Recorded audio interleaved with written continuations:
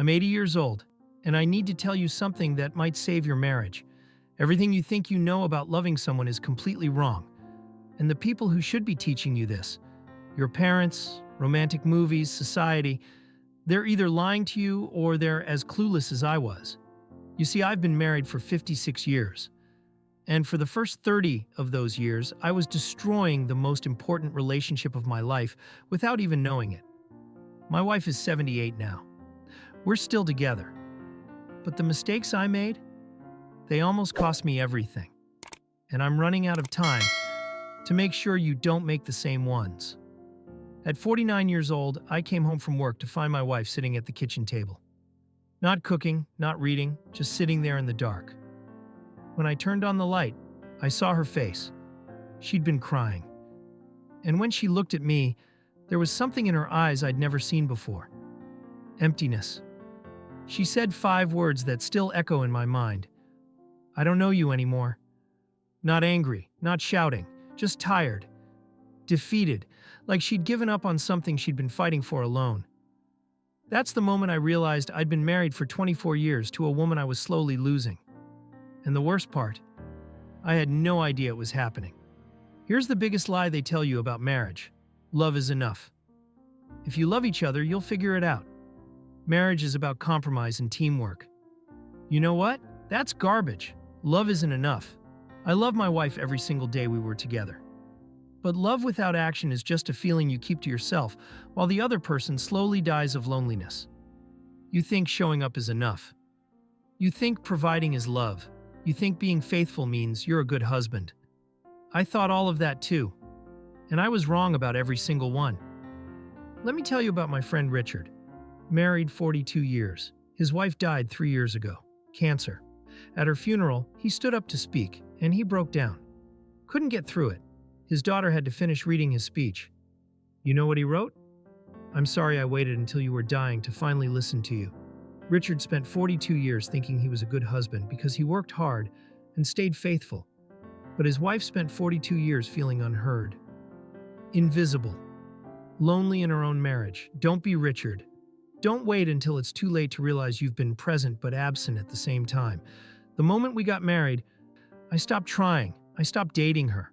Stopped surprising her. Stopped making her feel wanted. I thought, mission accomplished. I got the girl. What an idiot I was. You think the chase ends at the altar. It doesn't.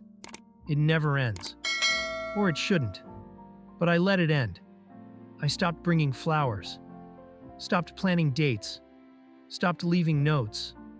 All those things I did when we were dating, I treated them like job interviews. Unnecessary once you get hired. And you know what happens when you stop pursuing your wife? Someone else's attention starts looking really good to her. Not because she's looking for it, but because she's starving for it. The years I lost because I stopped making her feel desired.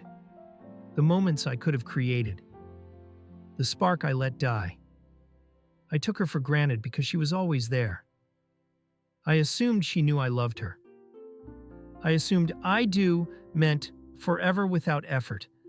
You cannot coast in marriage. You cannot autopilot your way through decades with another human being. She needs to feel chosen every single day, not on anniversaries, not on Valentine's Day. Every day. When my wife was upset, I immediately went into problem-solving mode.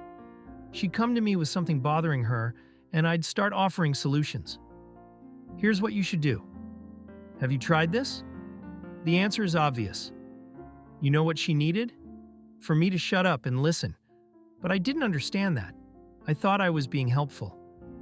I thought fixing her problems was showing love. What I was actually doing was dismissing her feelings, invalidating her experience, making her feel stupid for being upset in the first place. Here's what I wish someone had told me at 30. Your wife doesn't need you to fix everything. She needs you to witness her, to hold space for her emotions, to let her feel what she's feeling without trying to make it go away. For 15 years, every time she tried to share something with me, I turned it into a project. A problem with a solution?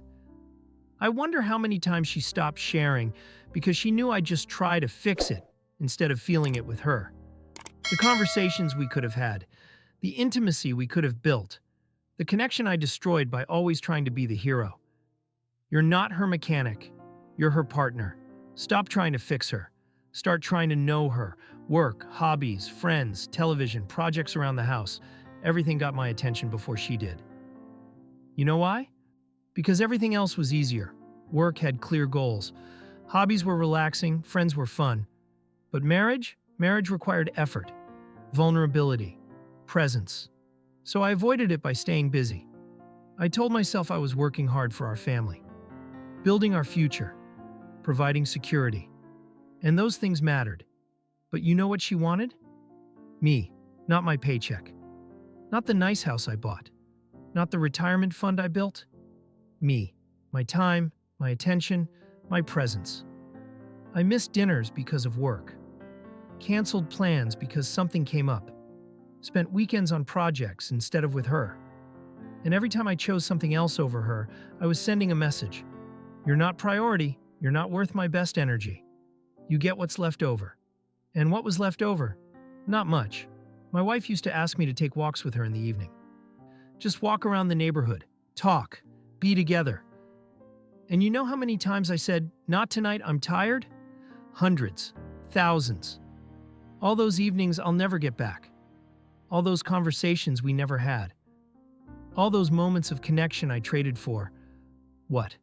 Another hour of television? Another project that didn't matter? If I could go back, I'd walk with her every single night. Because those walks? That's where marriages are built. In the small, unremarkable moments you think don't matter. They matter most. My wife would tell me about her day. About a conversation she had. About something funny she saw. And you know what I did? Nodded while thinking about something else. Gave her 5% of my attention, while the other 95% was somewhere else entirely. She knew. They always know when you're not really listening. When you're just waiting for them to stop talking so you can get back to what you were doing. The details she shared that I forgot immediately. The stories she told that I didn't retain. The little things that mattered to her that I treated as background noise. Years of her trying to let me into her world. And me treating it like an interruption to mine. You think the big moments define a marriage. They don't. It's the thousands of small moments where you either show up or check out. And I checked out. Constantly. For decades. I can't remember half the things she told me about her life because I wasn't really there when she told me. Mistake number 5. I stopped touching her. And I don't mean sex. Somewhere along the way, the only time I touched my wife was when I wanted sex. No random hugs, no holding hands, no kisses that didn't lead anywhere. No affection just for the sake of affection. And you know what that does to a woman? Makes her feel like an object. Like she's only valuable for one thing. Like affection is transactional. She'd pull away when I tried to hug her because she thought I wanted something from her. And she was right. I'd trained her to expect that affection meant I wanted sex. The years we could have been connected physically in ways that had nothing to do with the bedroom. The comfort I could have given her. The security. The intimacy. I let all of it die because I couldn't separate affection from desire. Hold her hand in the car. Hug her when you walk past her in the kitchen. Kiss her goodbye even when you're rushed. Touch her shoulder when you're talking. These things matter. She needs to feel wanted, not needed. Connected, not useful. I did the dishes, so she should be grateful. I worked all day, so I shouldn't have to help with the kids. I took out the trash, so that's my contribution done. You keeping score in your marriage? Stop. Right now. Marriage isn't 50-50. It's not even 60-40. It's both people giving 100% without expecting anything in return. But I didn't understand that. I kept a mental tally of everything I did and everything she didn't appreciate enough. You know what keeping score does? Breeds resentment, kills generosity, turns partnership into competition. I spent years being bitter about things she didn't even know I was counting against her. I did this, so she owes me that. What a terrible way to love someone. The moments I could have served her joyfully, that I turned into obligations. The things I could have done freely that I did begrudgingly. All because I was keeping score. Marriage isn't about being even. It's about giving without measuring.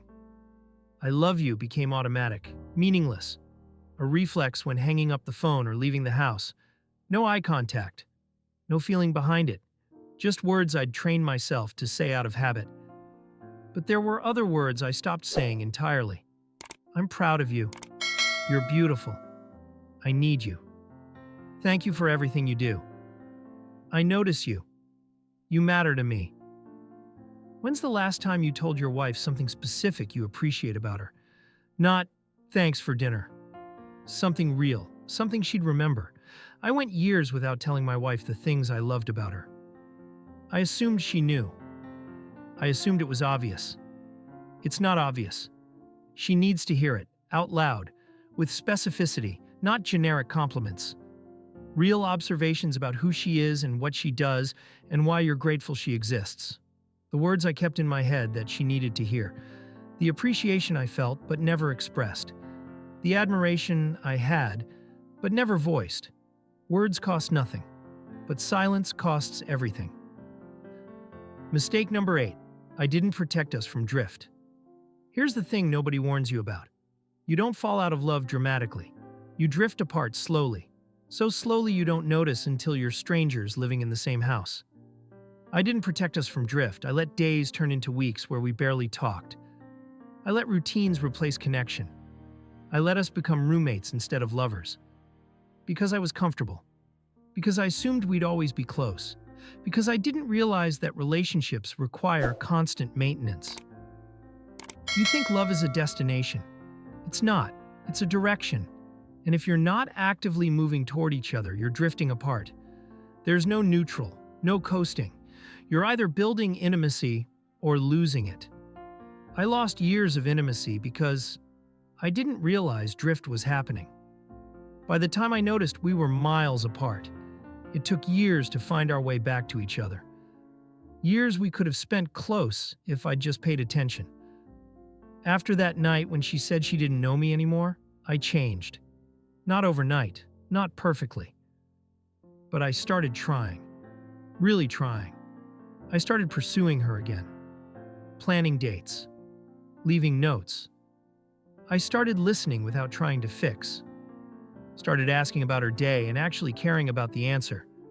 Started touching her without expectation. Started saying thank you for things I'd taken for granted. And slowly, so slowly, I saw her come back. The light returned to her eyes. The warmth returned to her voice. The connection rebuilt between us. These last 30 years have been better than the first 26. Not because life got easier, because I finally learned how to love her properly. I'm 80 now, my wife is 78. We still hold hands. We still talk every evening. We still kiss like we mean it. But I live with the regret of all those years I wasted. All that time I could have loved her better. And I'm running out of time to make up for it. Here's what I want you to understand. Your wife is getting older every single day. So are you. You think you have unlimited time to figure this out. You don't. One day one of you will die, and the surviving person will be left with memories. Will yours be of a marriage where you showed up? Or will they be of years you wasted being half present? If you're making any of these mistakes right now, stop. Today, not next week, not after things calm down. Now, go tell your wife something specific you love about her. Plan a date. Put down your phone and actually listen to her. Hold her hand. Pursue her like you did when you were trying to win her. You think you'll have time to fix things later. You think you'll get serious about your marriage when work slows down, when the kids are older, when life is less crazy. That day never comes. Life is always crazy. You either make your marriage a priority now, or you wake up 30 years from now wondering where it went. I'm 80. If I'm lucky, 5 or 10 more years with her. If I'm blessed, probably less. And I'm grateful for every single day. But I'll die wishing I'd learned these lessons earlier. Wishing I'd loved her better from the beginning. Wishing I hadn't wasted so much time being a mediocre husband. You have a choice right now. Keep making these mistakes and hope your marriage survives. Or wake up today and start loving your wife the way she deserves. The way you promised to when you said, I do. The way you'll wish you had when one of you is gone. Don't waste 30 years learning what I could teach you right now. Your wife is precious, irreplaceable, temporary. Treat her that way. Stop taking her for granted. Start making her feel loved. Stop keeping score. Start giving freely. Stop being distracted. Start being present. If this is hitting you in the chest, leave a comment. Tell me which mistake you're going to stop making today. Share this with someone who needs to hear it. Subscribe, because I have more truths to share before my time runs out. The clock is ticking. Your wife is waiting. What are you going to do differently today?